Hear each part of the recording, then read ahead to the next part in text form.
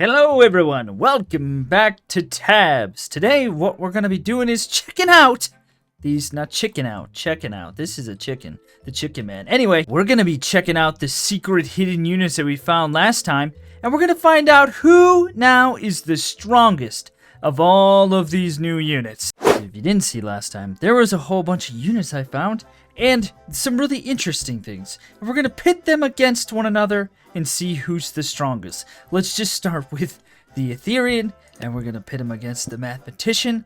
And I know how this is going to go. Well, prepare to be enlarged. What's going to happen, actually? Oh, he's a little fatty. Okay, I kind of figured that was going to happen, but what I'm going to do is I want to back the mathematician up just a little bit. Because I think if he makes him fat enough... The mathematician is my favorite of all time. I figured he wouldn't be able to actually like make him burst or anything, or make him so fat he couldn't fight. But he's getting there. Oh, he did get him. Okay, so if he's back further, you know that happens. What if you use the philosopher? Who's got the negative sound? He might actually be able to do it because he makes things terrifying. Alright, let's go to the next thing. Now, you might want me to do mathematician versus philosopher, but I'll just tell you what happens. It's whoever hits him first. They have the HP of a chicken, and so they both get destroyed relatively easily. So, speaking of chickens, we shall test out the power of the Chickenman. Now, we do have the angel, but I'm actually going to put him against the shaman, and the reason why is because while the shaman, he creates units. Hurry up! He creates units, but the chickens just keep coming out. So I think spawner versus spawner, I don't actually... Oh, never mind. This might be a little different because the skeletons are not getting destroyed in one hit. So this battle, I think, would eventually perhaps go to the shaman when there's just a sheer overwhelming amount of skeletons that come out of nowhere to destroy the Chickenman's face. So maybe we do something like this. The Chickenman versus the Warlord, the Bear Rider, the man with the spinning destruction over here. And, oh jeez, the bear just plowed right through. Oh, he got trampled. I was hoping the Chickenman might be a little bit more OP, but it turns out that he just gets destroyed. These two fly, Angel and Pegasus. So let's see what happens here. Now, Pegasus goes up pretty high, but I really wonder if he's going to be able to actually destroy the angel. Pegasus makes these little wisps come out that blow up. Oh! I kind of thought that would happen, actually. Since we're here on the ice map, why don't we do the Reaver versus the Warlord?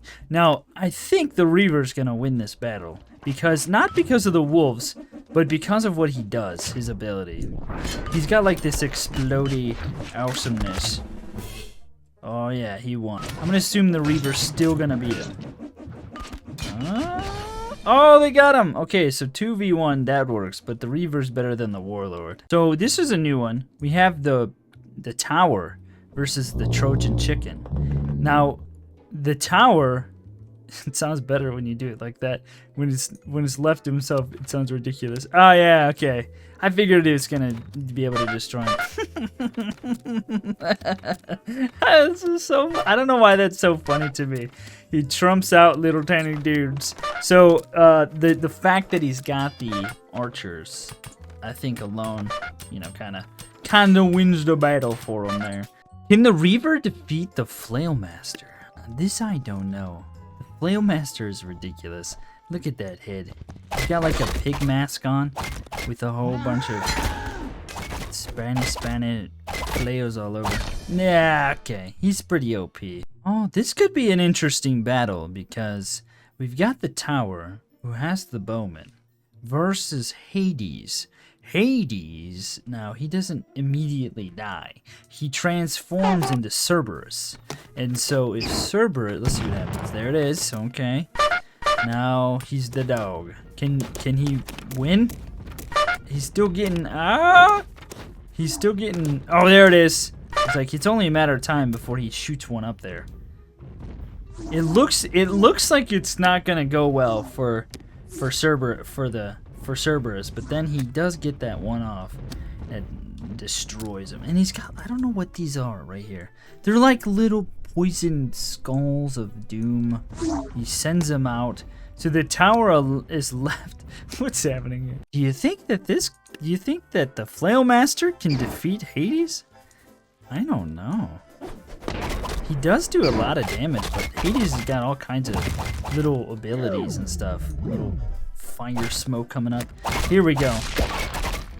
Can the Flailmaster? The Flailmaster wins that battle. I thought maybe he would, but it's very surprising. What about Flailmaster versus Apollo? Apollo's pretty awesome, and if he does enough damage and takes enough HP away, he makes the things just disappear. Dude, the Flailmaster is OP. Now, if you've never seen what Apollo does, this is one of the coolest abilities you've ever seen. He Thanos snaps things into oblivion with his Apollo bow of goldenness. He's a golden guy.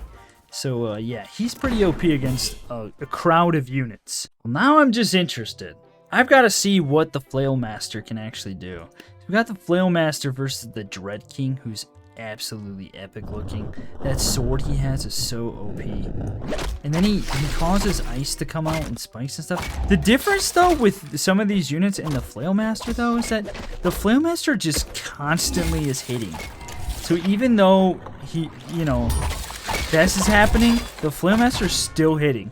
He can't, like, it's amazing that he wins these battles.